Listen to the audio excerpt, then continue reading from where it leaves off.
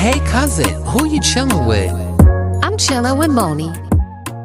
Hey cousins, welcome back to the crib. Audio Monie here. Please do me a favor and smash that like button on your way in. And if you are here for the first time, consider hitting that subscribe button to become a part of the family. We are officially on day 5 of 30 Days of Monie. Shout out to y'all for being here. Over here, we get into the mess, the entertainment, the music, and the meaning behind it all. So let's get into it, cousins, because in the last couple of days, we've had a flood of leaks. This is now the third Young Thug jail call to surface this week alone. On Wednesday, he was dissing Lil Durk, claiming Lil Durk didn't return features despite Thug and Future being pivotal in Lil Durk's early career. Then on Thursday, we got the messy call of him and Mariah the Scientist gossiping about Glorilla's looks. And now today, we've got him going at J. Cole and André 3000. This run of leaks makes one thing very clear, to me at least. Young Thug is very entitled, and it's almost disturbing.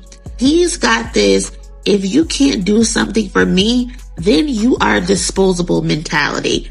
And I hate it. I hate it. Like, there's no respect, no gratitude at all. First, let's roll the clip before I get into the details in explaining for those who don't quite understand. Like what is it? Might be the biggest artist in the world on YouTube. Why wouldn't J. Cole do it on him? That's true. Like, come on, bro. Look, you ain't never in your life sold more records than this boy. This young nigga. Fuck is you thinking? Like, tripping. Niggas just be on that. Oh, I don't like your music. I ain't doing no work, no music. Man, they don't like y'all music. They don't really like that shit you come out. That shit y'all into like. They just want some songs. They just want like the game we in. Like, it ain't no the Atlanta Falcons like playing Miami Dolphins because they don't like the Dolphins. Man, everybody. It's the sport we in. Right. André 3000, you one of the biggest artists in the world. You became one of the biggest artists in the world. But you ain't helped nobody. You ain't put nobody on. Now you vintage. Now you goddamn can't put out a song and go top 50. You see what I'm saying? You put a song out right now, you can't even go top 50. Right. But you the big artist in the entire world at one point. But you ain't put nobody on though. You ain't did that. Ain't no nigga saying they got a career off of you. That's true. Like, y'all niggas ain't help nobody. All that rap shit don't mean nothing, man. In 15 years, that shit don't mean nothing. So let's start with J. Cole. Thug is mad J. Cole wouldn't do a feature with NBA YoungBoy, talking about how YoungBoy is the biggest artist on YouTube and that he is selling more records than J. Cole. So why wouldn't J. Cole do it? First of all, YB, I know he's very, very popular amongst the YNs. And Young Thug is framing it as if J. Cole is tripping because he doesn't like YB's music. That's why he doesn't want to do music with YB. And the irony is the fact that Cole has already done features with artists similar to YB. He's done features with everyone. Thug has even been begging Kendrick Lamar to work with, 21 Savage, Lil Baby, Moneybagg Yo, Young Thug himself, and more. And yet it's still not enough. And this is why I say to J. Cole and his fans, the coal miners, this is why you don't pander. Cole bent over backwards doing all of these features, and still dudes like Thug don't respect him. So was it really worth it? Like, at some point, Cole is going to have to stand up for himself, because right now he's turned into hip hop's punching bag. Whenever a rapper wants to get something off quick, a little jokey joke, we seen Joey Badass do it. We seen Freddie Gibbs do it. When they want to get something off, the first target is J. Cole. And now, y'all know I've kicked J. Cole's back in plenty of times, and rightfully so. But let's be real, a lot of these dudes taking shots at him are not better than him. When it comes pen to pen, they are not better than him. Cole is going to have to take one or two of these little niggas' heads off to get his respect back at this point. Or maybe he just doesn't care. Maybe I care too much about these little niggas disrespecting him. I don't know. But that's hard to believe when this is the same man who's on record talking about he'll do this and he'll do that to a rapper. But again, not my fight. I'll leave that shit to the coal miners. Now, let's move on to Andre 3000. Thug is saying Andre never put anyone on, that he didn't help anybody, and he's now vintage and couldn't even chart top 50 with a new song. That is so disrespectful.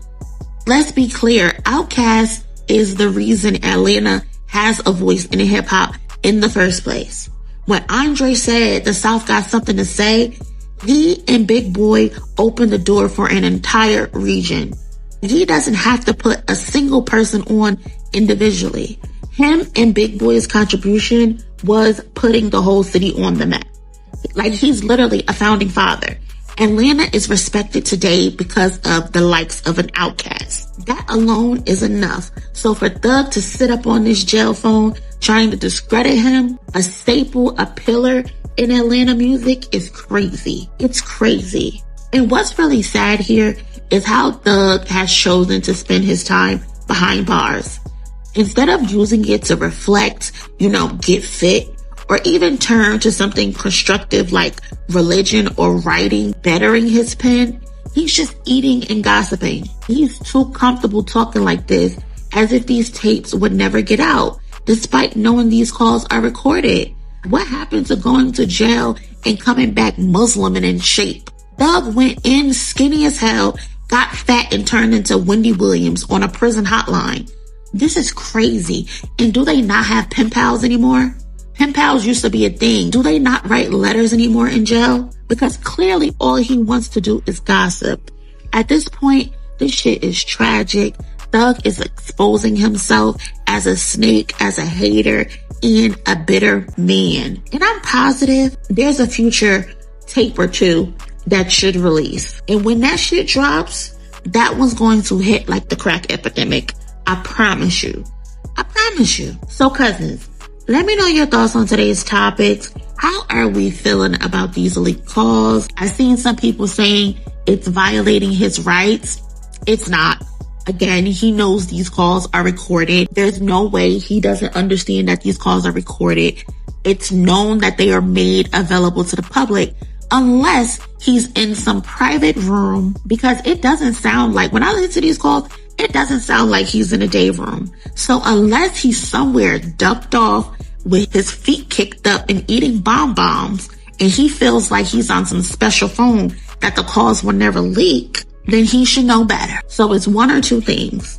But let me know you guys' thoughts on that situation. Please smash that like button. Subscribe to the channel if you haven't already. And check the description for the link to join my Discord. That's where we keep the conversation going when we are not here on the channel. And if you would like to support directly, the Cash App link is also down there. Thank y'all so much for watching all the way through. Y'all be safe, and I will catch y'all on day 6 of 30 Days of Monie. Later. Hey cousin, who you chilling with? I'm chilling with Monie.